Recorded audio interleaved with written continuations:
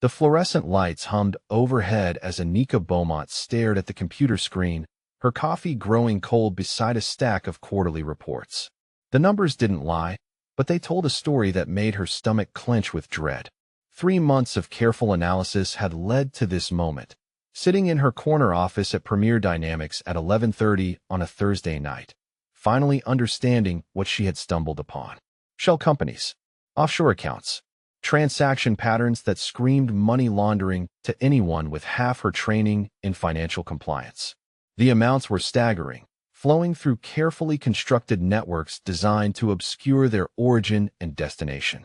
Anika rubbed her eyes and scrolled through another spreadsheet, each line item adding another layer to what could only be described as systematic fraud.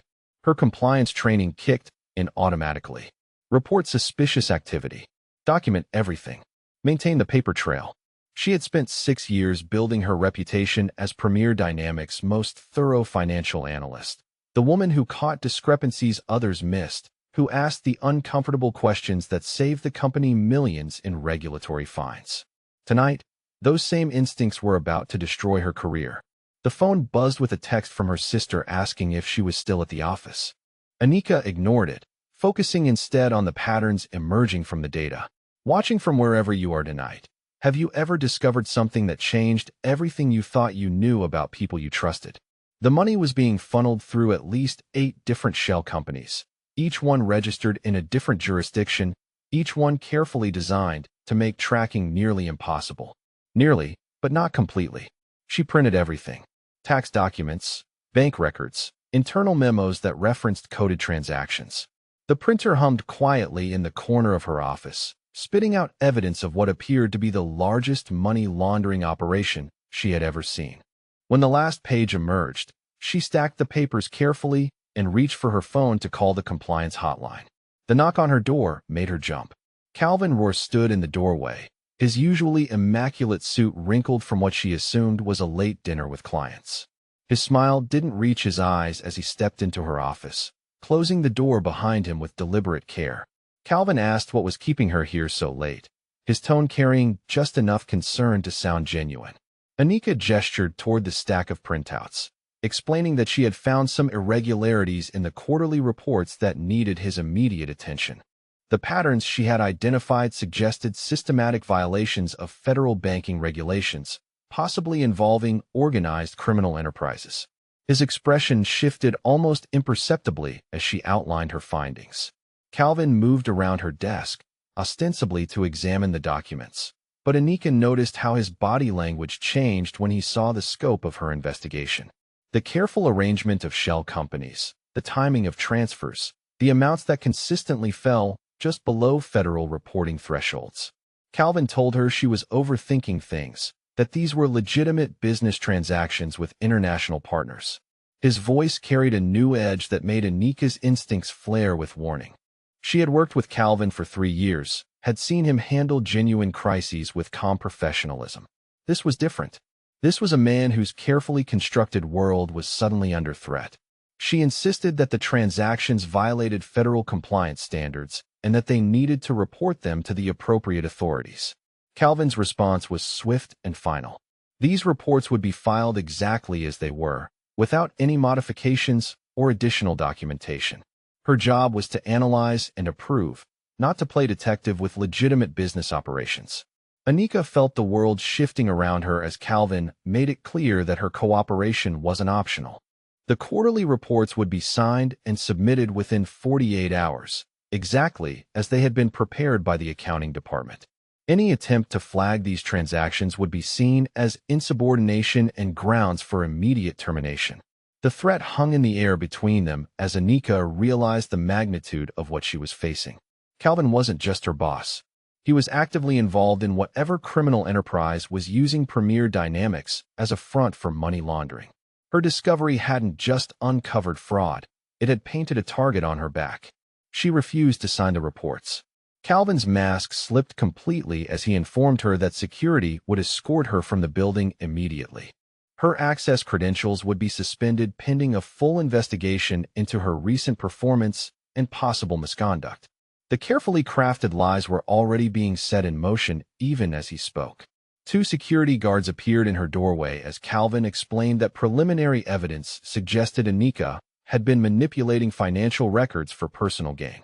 The printed documents were confiscated as evidence of her alleged embezzlement.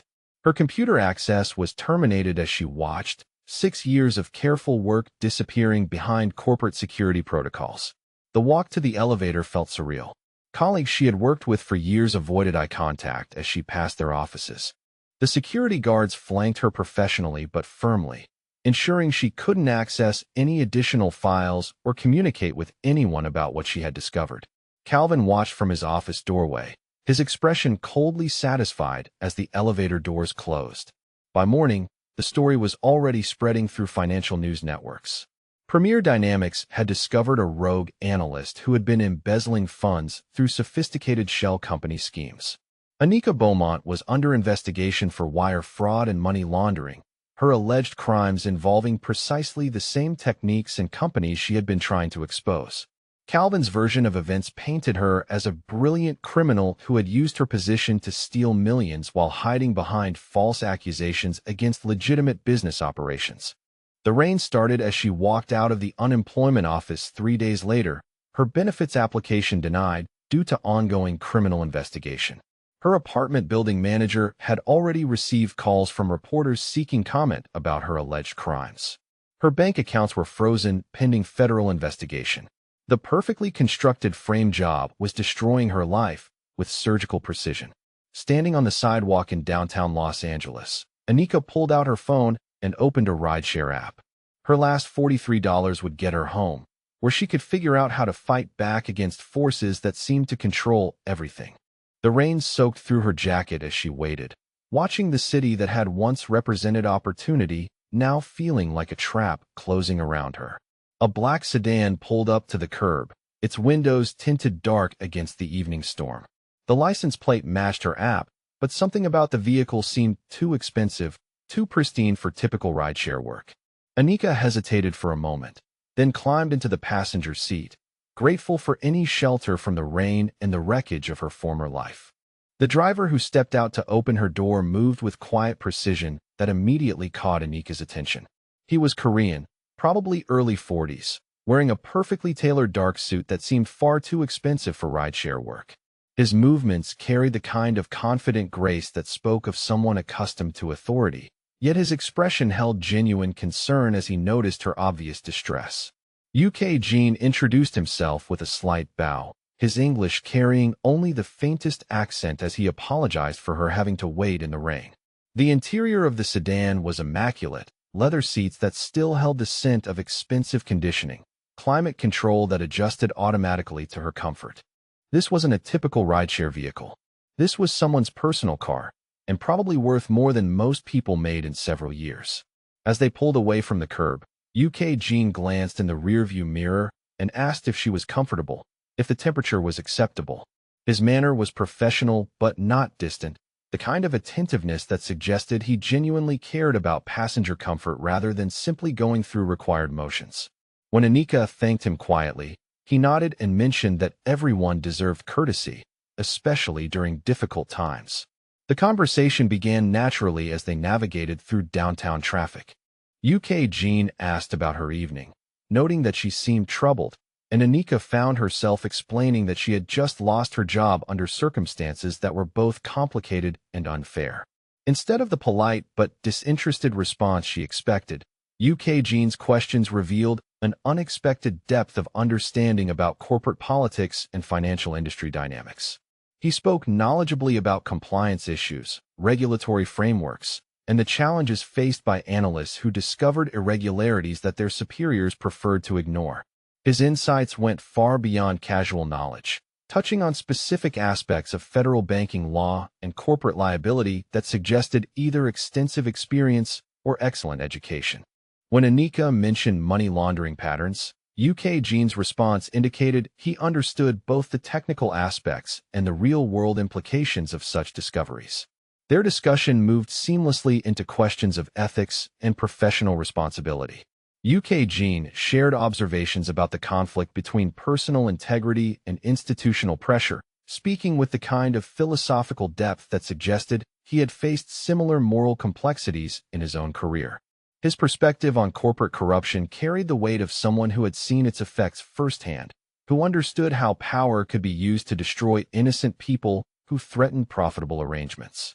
The phone rang as they crossed into West Hollywood, UK. Jean answering with a brief phrase in Korean before switching to English to explain he would call back later.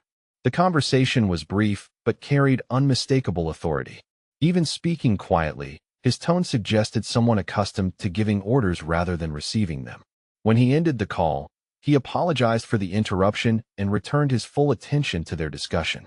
Anika mentioned that she had always believed doing the right thing would be enough, that exposing wrongdoing would lead to justice rather than personal destruction. UK. Jean's response was measured and thoughtful, acknowledging her idealism while gently suggesting that the world often operated according to different rules than those taught in business school. His words carried a sadness that spoke of hard-learned lessons about the gap between how systems should work and how they actually functioned. As they approached her neighborhood, Anika found herself sharing a story from her childhood. She had been 12 years old, walking home from school through their community in Oakland, when she noticed a young boy crying by himself near the bus stop. He couldn't have been more than 7, clearly lost, and increasingly panicked as the afternoon grew later. Most people walked past, too busy with their own concerns to get involved. Anika had approached the child carefully, speaking gently in English before realizing he only understood Korean. Using gestures and patience, she had managed to understand that he was looking for his family. Instead of simply calling police or continuing on her way, she had spent 3 hours walking through the neighborhood with him, knocking on doors and asking Korean families if they knew him, until finally connecting him with his frantic grandmother who had been searching everywhere. The reaction this story produced in UK. Jean was immediate and profound. His hands tightened almost imperceptibly on the steering wheel, and when he glanced at her in the rearview mirror, his expression carried an intensity that seemed entirely disproportionate to her simple tale of childhood kindness. He asked quietly what year this had happened, what the child had looked like, whether she remembered anything else about the encounter. When Anika provided the details, UK. Jean was quiet for a long moment before mentioning that such kindness was rare, that many people would have simply passed by or called authorities rather than personally ensuring a child's safety. His voice carried deep emotion as he spoke about the impact such actions could have, how a single act of compassion during a moment of crisis could shape someone's entire understanding of human nature. The phone rang again as they turned onto her street, this conversation entirely in Korean, but clearly more urgent than the first. UK. Jean's responses were crisp and authoritative, his tone suggesting he was coordinating something complex that required immediate attention. Anika caught fragments that sounded like locations and timing, though she couldn't understand the specific words. When he finished the call, he apologized again and explained that his other responsibilities sometimes required immediate attention. As they approached her apartment building, UK. Jean slowed the vehicle and scanned the surrounding area with professional thoroughness. His eyes moved systematically across parked cars, checking shadows and sight lines with the kind of awareness that suggested security training far beyond typical civilian experience. When he noticed a van parked across the street with 2 occupants who seemed to be watching the building, his demeanor shifted subtly into something more alert and protective. He mentioned casually that she might want to be careful over the next few days, that people who exposed financial crimes sometimes attracted unwanted attention from individuals with interests in keeping such information hidden. His advice was delivered calmly, but carried unmistakable seriousness. He suggested varying her routine, staying aware of her surroundings, and trusting her instincts if anything felt wrong.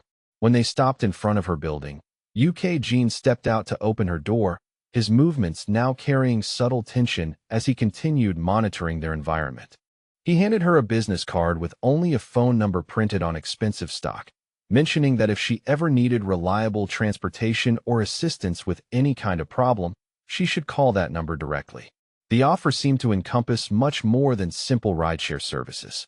As Anika walked toward her building entrance, UK. Jean remained beside his vehicle until she was safely inside. Through the lobby window, she watched him make another phone call before driving slowly away, his route taking him directly past the suspicious van. The occupants of the van started their engine and followed him, leaving Anika with the unsettling realization that the evening's encounter had been far more significant than a simple ride home. Standing in her lobby, she examined the business card more closely. The paper was heavy, expensive, with subtle watermarks that suggested serious financial resources. The phone number had no company name, no additional information, just 10 digits printed in elegant script. Whatever UK Jean's real occupation, it clearly involved much more than driving passengers through Los Angeles traffic. The elevator ride to her floor gave her time to process the evening's strange confluence of events. A rideshare driver who understood complex financial regulations, who spoke with authority about corporate corruption, who carried himself like someone accustomed to command, and who seemed genuinely moved by her childhood story in ways that suggested personal connection rather than polite interest. As she unlocked her apartment door, Anika realized that her simple request for transportation had somehow connected her with someone whose life intersected with hers in ways she was only beginning to understand. The business card felt heavy in her hand, carrying the weight of possibilities she couldn't yet fully comprehend but somehow knew would prove significant in the dangerous days ahead. 2 days later, Anika found herself reaching for the business card again, her apartment feeling smaller with each passing hour as the walls of her former life continued crumbling around her. The morning news had featured another segment about her alleged crimes, complete with expert commentary about sophisticated embezzlement schemes and the psychology of financial criminals. Her face appeared on screen alongside corporate fraud cases that had destroyed pension funds and retirement savings. She called the number UK Jean had provided, half expecting an automated rideshare service or perhaps no answer at all. Instead, his voice came through clearly after the first ring, professional but warm as he asked how he could help her. When Anika explained that she needed transportation to a legal consultation downtown, he mentioned that he could be at her location within 15 minutes. The same black sedan arrived precisely on schedule, UK Jean stepping out with the same quiet professionalism she remembered. His suit was different but equally expensive, his manner attentive as he noticed the stressed lines that had deepened around her eyes since their last encounter. As they pulled away from her building, he asked about her situation, listening carefully as she described the legal challenges she was facing and the systematic destruction of her professional reputation. Their conversation resumed the philosophical depth that had surprised her during their first meeting. UK Jean spoke thoughtfully about the nature of justice, about how institutional power could be used to destroy individuals who threatened profitable arrangements. His observations carried the weight of personal experience, touching on the gap between legal systems and actual accountability in ways that suggested he had seen corruption from multiple perspectives. The attack came without warning as they approached the intersection of Wilshire and Western. A black SUV accelerated through the red light directly toward the passenger side of their vehicle, its timing and angle clearly designed to cause maximum damage. UK Jean's reaction was instantaneous and professional, his hands moving on the steering wheel with precision that spoke of advanced tactical driving training as he swerved hard left while simultaneously accelerating through the intersection. The SUV clipped their rear bumper as UK Jean executed a controlled slide that carried them safely past the impact zone. Anika was thrown against her seatbelt, her heart hammering as she realized they had just survived what was clearly an attempted assassination rather than a traffic accident. UK Jean was already reaching for his phone, speed dialing while maintaining perfect control of their vehicle as 2 more SUVs appeared in his mirrors. The phone conversation was entirely in Korean, but UK Jean's tone carried unmistakable authority as he rattled off what sounded like tactical coordinates and resource requirements. His voice remained calm despite the high-speed chase developing around them, issuing orders with the kind of crisp efficiency that suggested extensive experience coordinating complex operations under pressure. When he ended the call, he glanced at Anika and calmly explained that backup was en route. The pursuit intensified as they entered the maze of downtown streets, UK Jean's driving displaying skills that went far beyond civilian training. He threaded their sedan between delivery trucks and taxicabs, using traffic patterns and street layouts with the kind of intimate knowledge that suggested years of experience navigating Los Angeles under hostile conditions.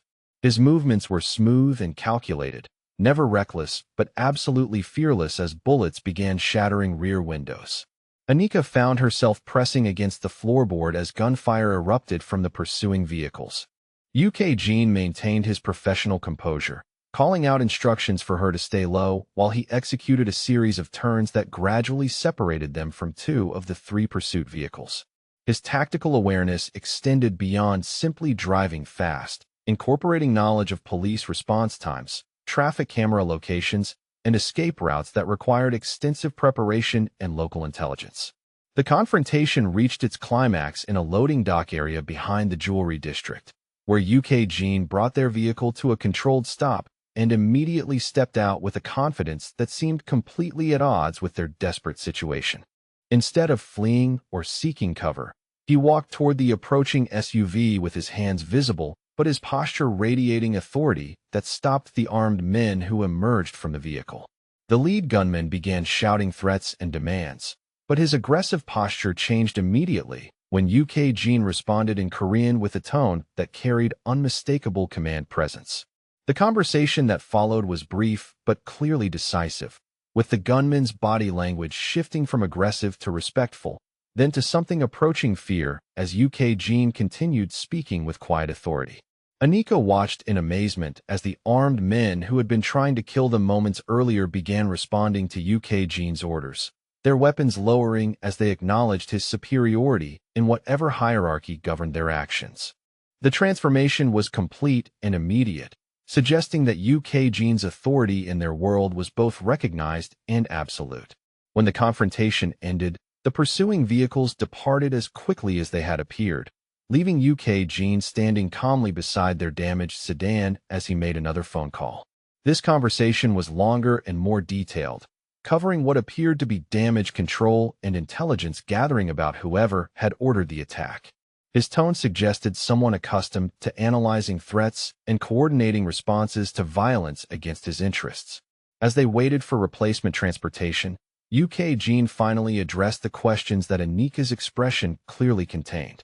He explained quietly that his actual occupation involved leading the Crimson Phoenix Syndicate, an organization with significant influence throughout the Pacific Rim region. His role required maintaining various legitimate business interests while protecting territories and partnerships that sometimes brought him into conflict with rival groups. The childhood story she had shared during their first meeting had particular significance because 15 years earlier, a 7-year-old boy named Gene Wu had been kidnapped from his grandmother's neighborhood in Oakland. The kidnappers had intended to use him as leverage against his father's business operations, but a 12-year-old girl had found him crying at a bus stop and spent hours helping him find his family instead of simply walking past or calling authorities. Gene's voice carried deep emotion as he explained that the frightened child she had helped was him, that her kindness during his family's darkest hour had shaped his understanding of human nature during a period when violence and betrayal dominated his world. Her decision to personally ensure his safety rather than simply reporting the problem to others had demonstrated a type of integrity that he had spent years hoping to encounter again. The debt he felt toward her actions had influenced many of his subsequent choices, including his decision to occasionally work as a rideshare driver in Los Angeles, hoping to eventually encounter the woman who had shown such compassion to a lost child. When her recent troubles began attracting attention from criminal elements connected to Calvin Rohr's money laundering operations, Gene had recognized her name and realized that fate had finally provided an opportunity to repay her kindness. A pristine black sedan arrived within minutes, followed by 2 additional vehicles carrying men in expensive suits who moved with the same quiet professionalism that Gene displayed. The replacement vehicle was armored, its bulletproof glass and reinforced panels disguised behind luxury appointments that maintained the appearance of civilian transportation. As they transferred to the new car, Gene explained that her safety had become a priority that his organization would guarantee. The revelation that her random rideshare driver was actually a powerful crime boss who owed her a debt from childhood created a surreal contrast with the morning's mundane legal consultation. Gene's matter-of-fact explanation of syndicate operations and territorial disputes made it clear that her involvement with Calvin Rohr's corruption had inadvertently placed her at the intersection of legitimate and criminal financial systems. As they resumed their journey downtown, Anika found herself processing the magnitude of what had just occurred. The quiet man who had provided thoughtful conversation about ethics and justice was also someone who commanded immediate respect from armed criminals, who coordinated tactical responses to assassination attempts, and whose organization possessed resources that could provide protection against forces trying to destroy her life. The armored sedan moved through Los Angeles traffic with a subtle escort pattern that suggested extensive security preparations, while Jean continued their earlier philosophical discussion as if attempted murder was simply another aspect of his daily routine. His calm demeanor and genuine concern for her welfare created a strange juxtaposition with the violence they had just survived and the criminal authority he clearly wielded. Jean mentioned that Calvin Rohr's money laundering operation had connections to several rival syndicates, groups that viewed her knowledge of their financial arrangements as a threat requiring elimination. Her decision to pursue legal remedies rather than accepting the framed job had inadvertently escalated a situation that criminal organizations preferred to resolve through violence rather than court proceedings. The protection Jean offered came with full understanding of the moral complexities involved, but he emphasized that her safety was non-negotiable regardless of her comfort level with his methods or associations. The debt he owed her transcended the usual boundaries between legitimate and criminal worlds, creating an obligation that he intended to honor regardless of personal cost or institutional consequences. As they approached the law offices where her consultation was scheduled, Anika realized that her simple act of childhood kindness had created a connection that was about to fundamentally alter the trajectory of her life. The gentle man beside her controlled resources and wielded authority that could protect her from forces she was only beginning to understand. But accepting his help meant entering a world where violence and loyalty operated according to rules very different from those governing corporate compliance and legal proceedings. The safe house in Beverly Hills looked like any other luxury residence from the street, but Anika quickly discovered that appearances were carefully constructed deceptions. The windows were bulletproof glass disguised behind decorative frames. The walls contained hidden steel reinforcement, and the basement housed a communication center that could coordinate operations across multiple time zones. Jean's organization operated with a level of sophistication that rivaled government agencies. 3 men in expensive suits maintained constant perimeter security while appearing to be groundskeepers and maintenance staff. Their movements carried the same professional precision she had observed in Jean, suggesting military or law enforcement backgrounds that had been redirected toward protecting criminal enterprises. When she commented on their obvious competence, Jean explained that quality personnel were essential when managing operations that attracted attention from both rival syndicates and federal investigators. The morning briefing revealed the scope of what they were facing. Calvin Rohr's money laundering network connected to at least 4 different criminal organizations, each one viewing Anika's knowledge as a threat requiring elimination.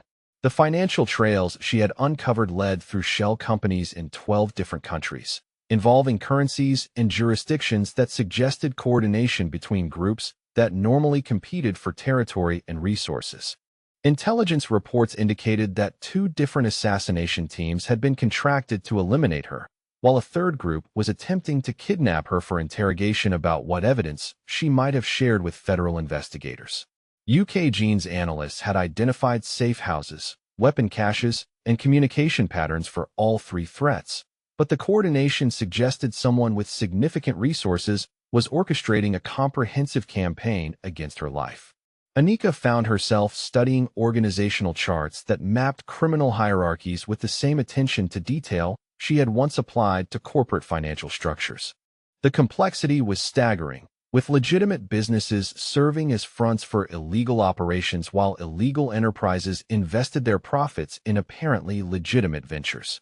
Her background in financial analysis made her uniquely qualified to understand money flows that most people would find incomprehensible. Jean asked her to examine specific transaction patterns that his financial specialists had identified but couldn't fully analyze. Her expertise revealed systematic pension fund theft that had been ongoing for nearly a decade, with retirement savings from thousands of workers being funneled through the same shell company networks she had originally discovered. The scope of the theft was breathtaking, representing the life savings of people who would never recover their losses. Working alongside UK Gene's analysts, Anika began mapping financial relationships that connected Calvin Rohr to organized crime families across 3 states. Her ability to identify suspicious patterns and understand regulatory compliance requirements provided insights that helped UK Gene's organization understand threats and opportunities they had previously missed. The collaboration was both intellectually stimulating and morally complicated. The attraction developing between them added complexity to an already dangerous situation.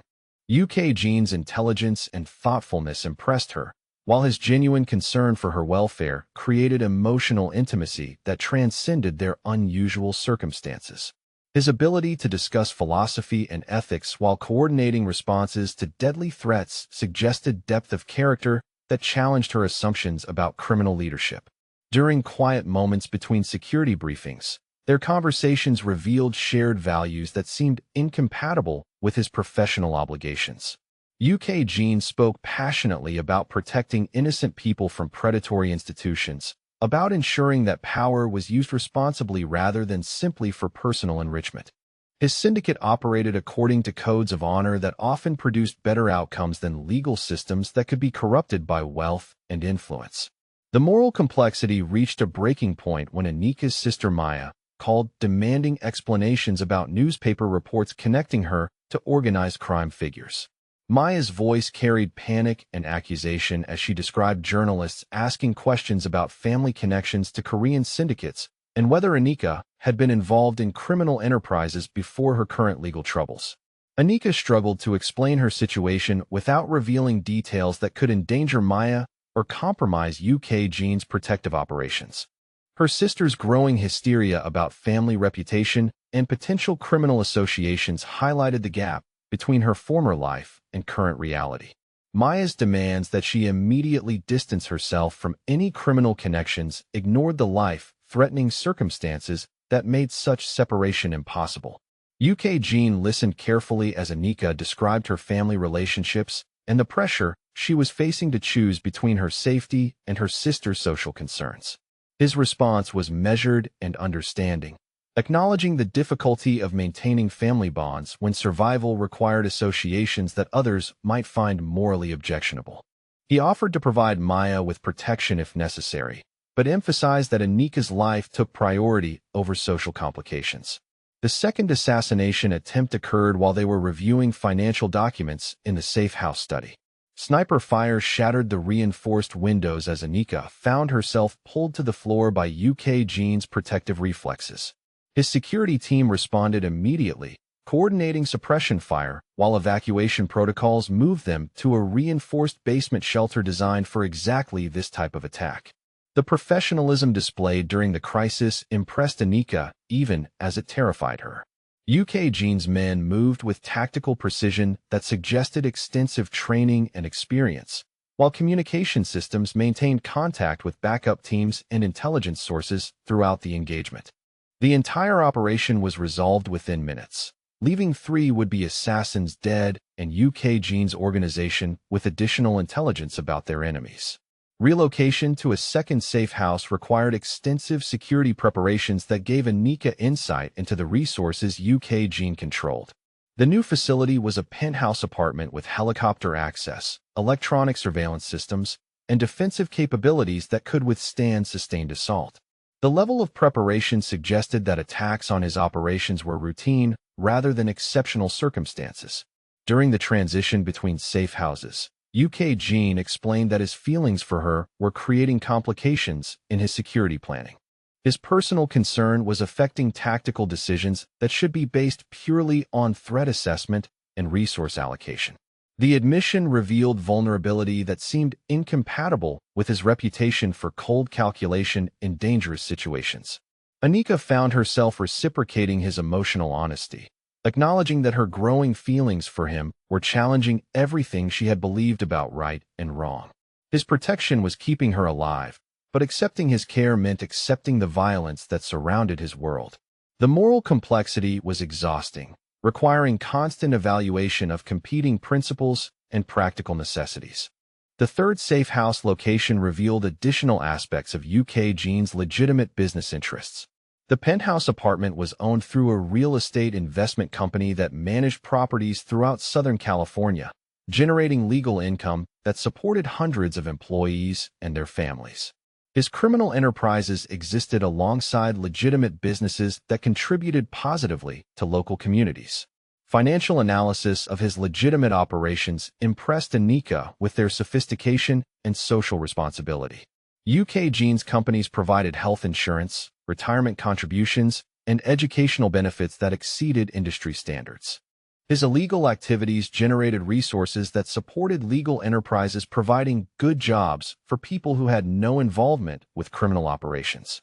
The revelation that UK Jean had been using criminal profits to fund community development projects added another layer to her understanding of his character. Scholarship programs, small business loans, and infrastructure improvements in underserved neighborhoods were financed through money laundering operations that also supported violent enforcement of territorial agreements. Anika's expertise proved valuable in suggesting ways to legitimize additional revenue streams while maintaining the financial resources necessary for security operations. Her recommendations could help UK Jean's organization transition toward legal activities without sacrificing the protection capabilities that kept his people safe from rival syndicates and law enforcement pressure. The growing partnership between them transcended simple protection arrangements, evolving into collaboration that utilized both her financial expertise and his operational resources. Working together, they began developing strategies that could expose Calvin Rohr's corruption while protecting UK Jean's legitimate business interests from federal investigation. Late-night conversations in the secure penthouse revealed the loneliness that accompanied UK Jean's position of authority. His responsibilities for hundreds of employees and their families created isolation that few people could understand, while the constant threat of violence made genuine relationships nearly impossible to maintain. Anika's presence provided emotional connection that he had not experienced in years. Her own isolation from family and former colleagues created parallel loneliness that UK Jean understood intuitively. His protection offered more than physical safety, providing emotional sanctuary from the systematic destruction of her previous life. The growing intimacy between them developed naturally from shared vulnerability and mutual understanding rather than simple proximity during crisis. As the chapter concluded, both recognized that their relationship had evolved beyond simple debt repayment or professional collaboration. The attraction between them was complicated by moral considerations and practical dangers, but the emotional connection had become too significant to ignore. Their partnership was transforming into something deeper, despite the complex circumstances that had brought them together and the uncertain future that lay ahead. The coordinated operation began at dawn with simultaneous raids across Los Angeles, combining federal law enforcement resources with UK Jean's intelligence network in a carefully orchestrated campaign designed to collapse Calvin Rohr's entire money laundering empire. Anika watched from the command center as tactical teams moved against 12 different locations while financial investigators seized records that would document a decade of systematic theft. Her role in the operation extended far beyond simple testimony.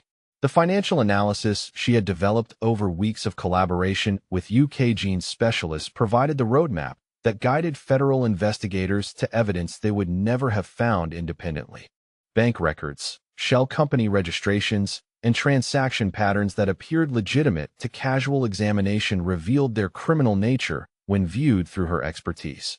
UK Jean coordinated his organization's participation with the same professional precision he brought to protecting her safety.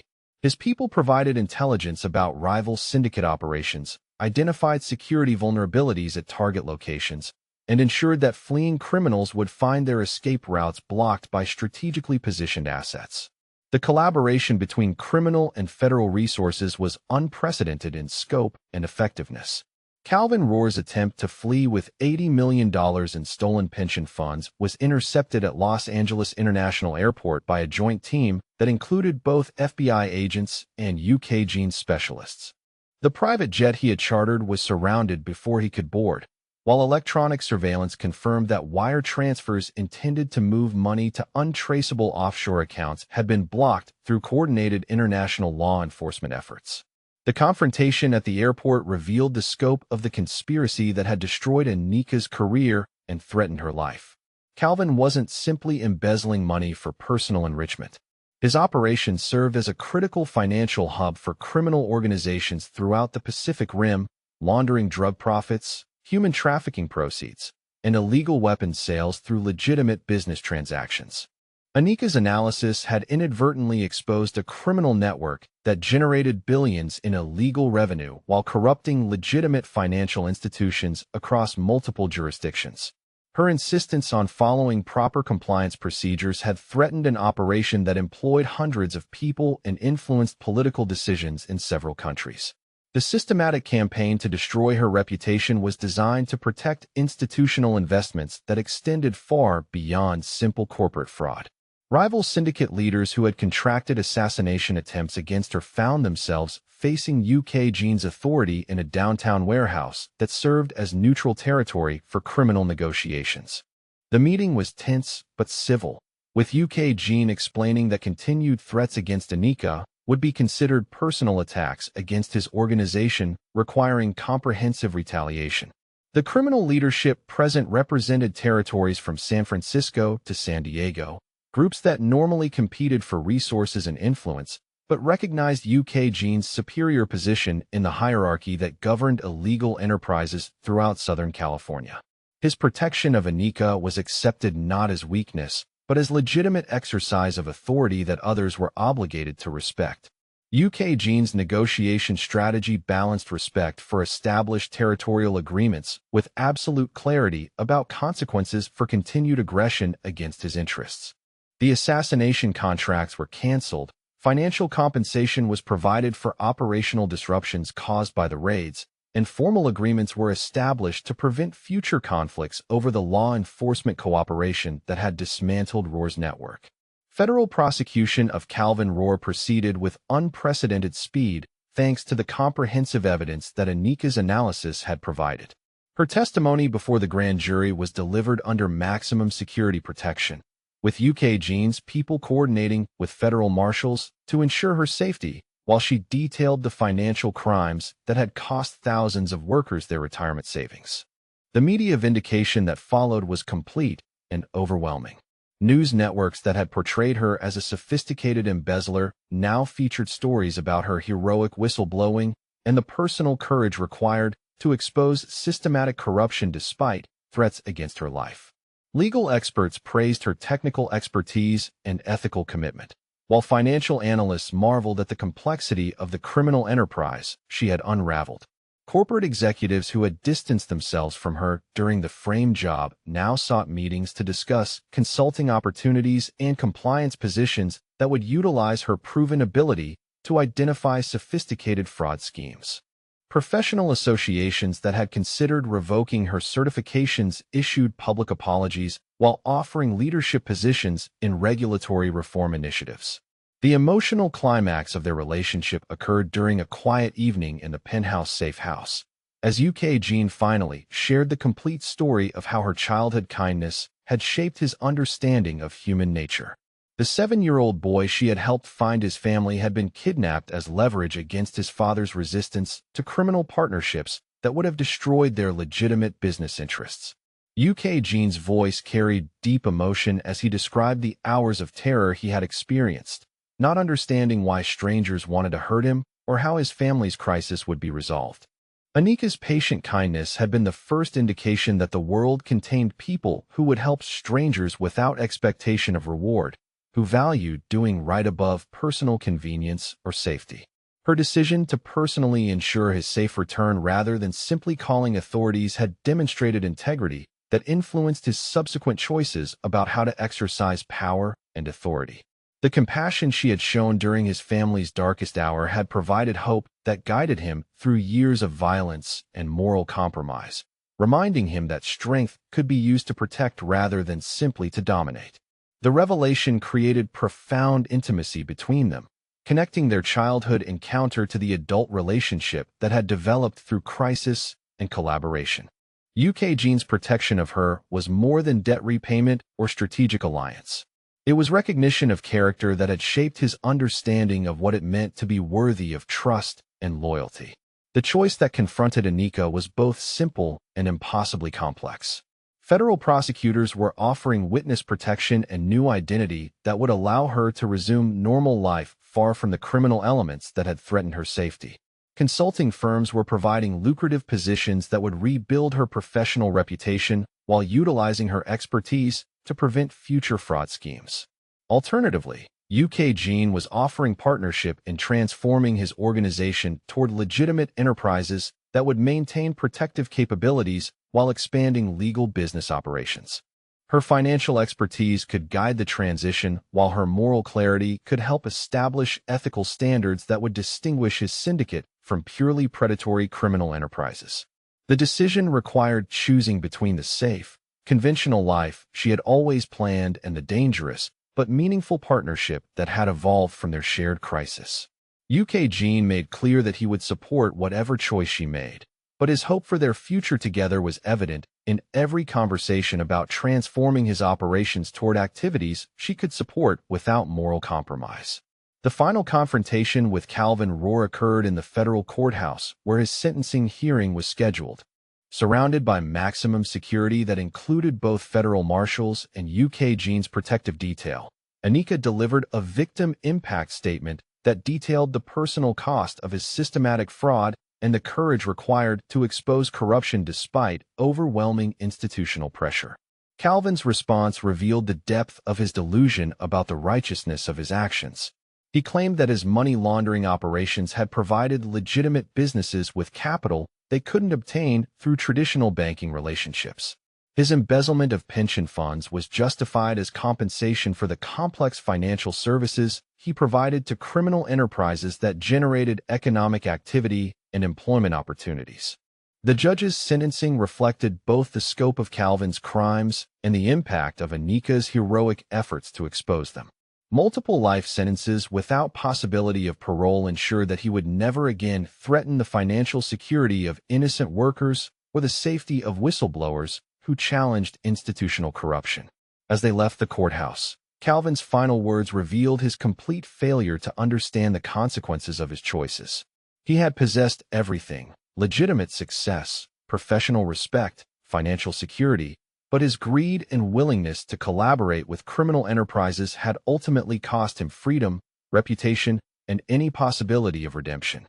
Anika realized that Calvin's destruction was entirely self-inflicted, the inevitable result of choices that prioritized short-term profit over long-term sustainability and personal integrity.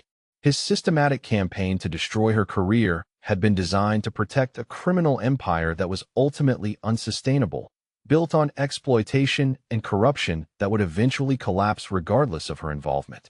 UKGene's patient presence during the sentencing provided stability that allowed her to process the magnitude of what they had accomplished together. The criminal network that had seemed omnipotent during her darkest hours was now dismantled, its leaders imprisoned or under investigation, its financial resources seized for restitution to victims. The partnership they had developed through crisis had proven more effective than either could have achieved independently. Her analytical expertise combined with his operational capabilities had produced results that neither federal law enforcement nor criminal justice systems could have accomplished alone. As they walked away from the courthouse, Anika understood that her choice was already made. The conventional life offered safety but not purpose, security but not growth, respectability but not the opportunity to use her abilities for maximum positive impact.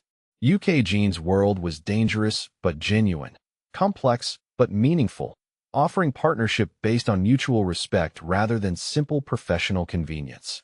The future they would build together would require constant moral evaluation and careful balance between competing principles, but it offered the possibility of using their combined resources to protect innocent people from predatory institutions while creating legitimate opportunities for those seeking alternatives to purely criminal enterprises.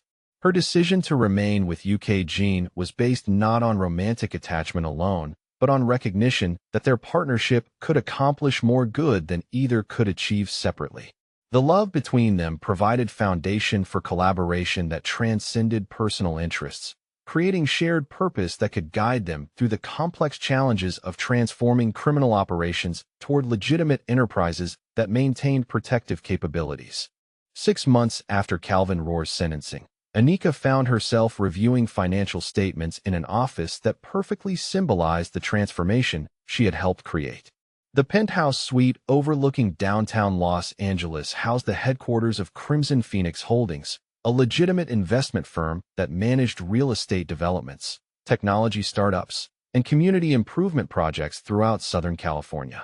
Her title as Chief Financial Officer carried real authority and responsibility, overseeing operations that generated millions in legal revenue while maintaining the discrete capabilities necessary to protect employees and business interests from criminal competitors. The transition from underground syndicate to legitimate enterprise required careful balance between transparency and security, between ethical business practices and practical protection necessities. UK Gene's transformation paralleled that of his organization, though his core character remained unchanged. His thoughtfulness and strategic intelligence now focused on building sustainable businesses rather than managing territorial disputes, while his protective instincts extended to employees and community members rather than simply criminal associates. The violence that had once been routine was now exceptional, used only when legal alternatives proved insufficient. The morning briefings that had once covered assassination threats and rival syndicate movements now addressed regulatory compliance, market opportunities, and corporate social responsibility initiatives. Anika's expertise in financial analysis and ethical business practices provided guidance that helped UK Gene navigate legitimate business challenges with the same effectiveness he had once brought to criminal enterprises.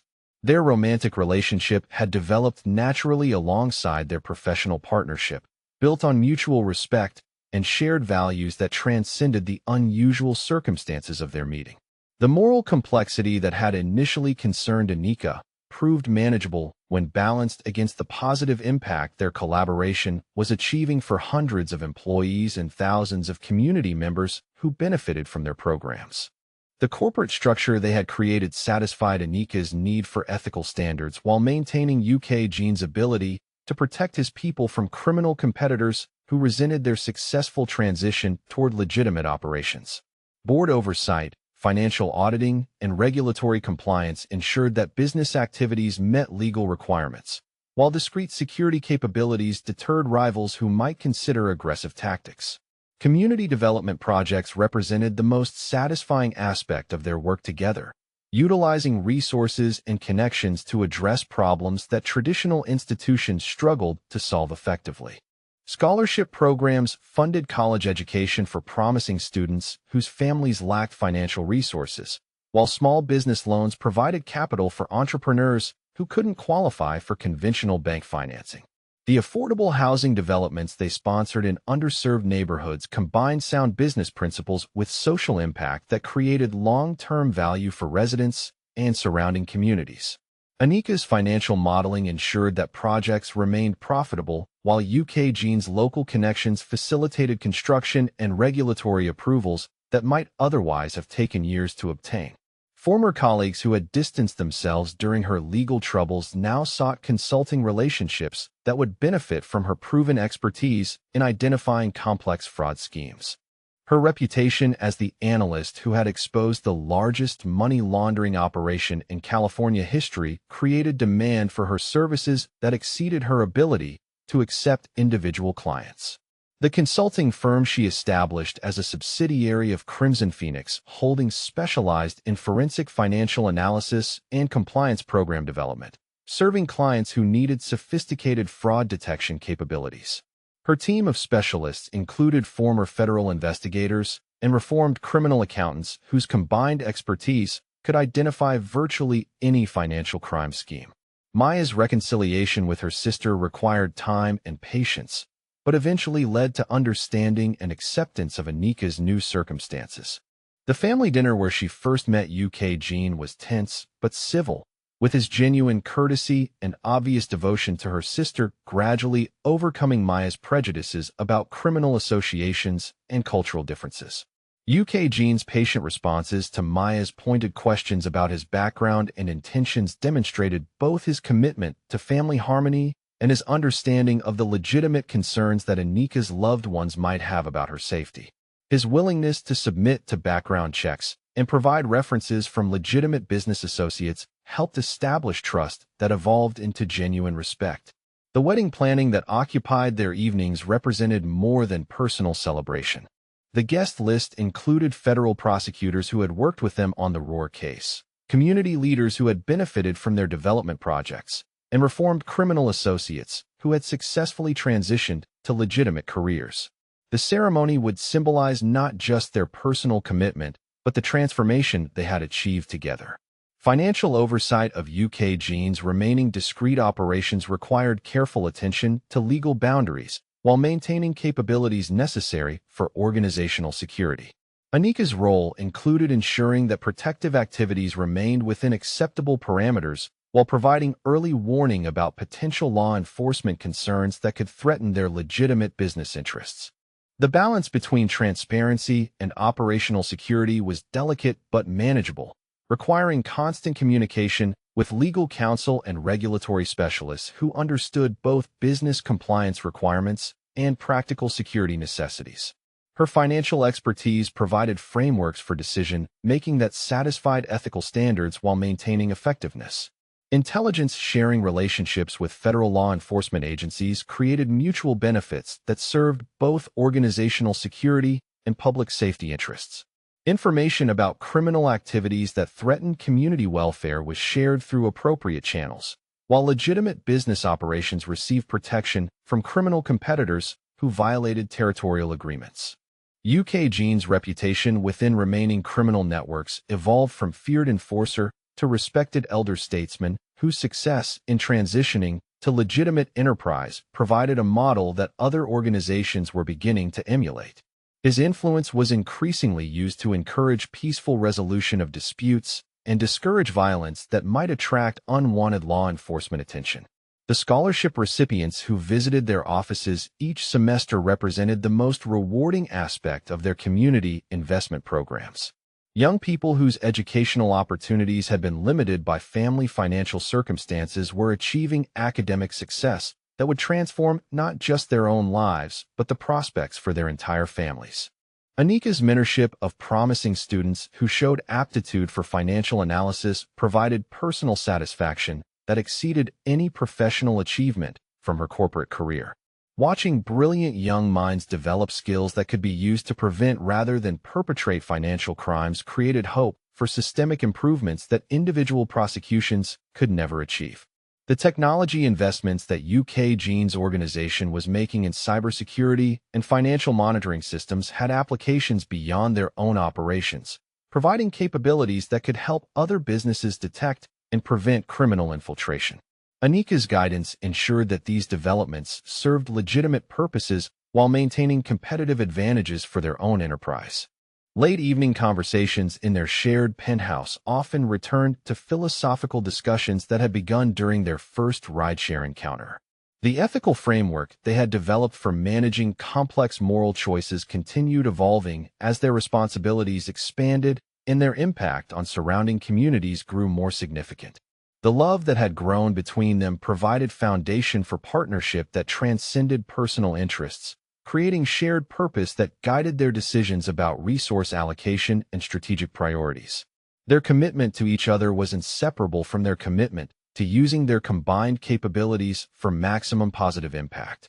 International expansion opportunities were emerging as their reputation for successful, legitimate enterprise development attracted attention from criminal organizations in other regions seeking similar transformations.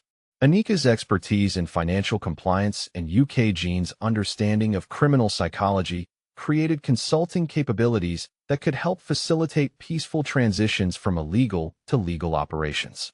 The speaking engagements that brought them to conferences and academic institutions provided opportunities to share lessons learned about organizational transformation and ethical leadership under complex circumstances.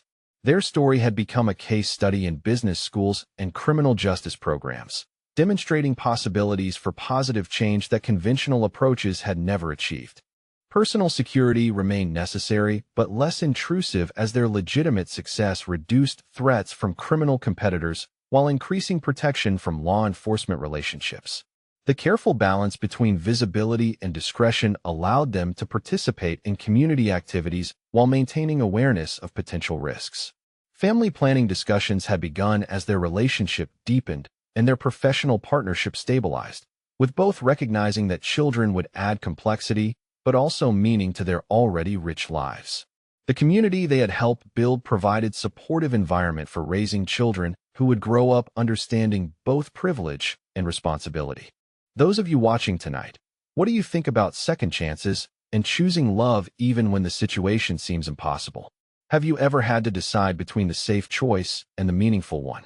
Sometimes the most powerful partnerships come from the most unexpected places, when two people find each other in the middle of chaos and decide to build something beautiful together. The foundation they had established for ongoing community development would continue expanding regardless of their personal circumstances, creating institutional legacy that would benefit future generations long after their direct involvement ended. The transformation from criminal enterprise to legitimate business had become self-sustaining, generating resources and relationships that would preserve their positive impact. As they stood together on the penthouse balcony overlooking the city that had brought them together through crisis and chaos, Anika and Jean understood that their partnership represented more than personal happiness or professional success. They had created proof that people could change, that organizations could transform, and that love could flourish even in circumstances that seemed impossible. Their future would continue presenting challenges that required careful balance between competing principles and practical necessities, but the foundation they had built together provided confidence that they could navigate whatever obstacles emerged. The trust between them had been forged through shared danger and tested through moral complexity, creating partnerships strong enough to withstand any pressure. The business empire they had built together would continue growing and evolving, providing opportunities for hundreds of employees while serving as example for other criminal organizations seeking legitimate alternatives. Their success demonstrated that transformation was possible when guided by genuine commitment to positive change and supported by complementary skills and unwavering mutual respect. The love story that had begun with a random rideshare request and a childhood act of kindness had become foundation for enterprise that was improving lives throughout their community. Their partnership proved that even the most unlikely connections could create extraordinary results when built on shared values and sustained by genuine care for each other's welfare and growth.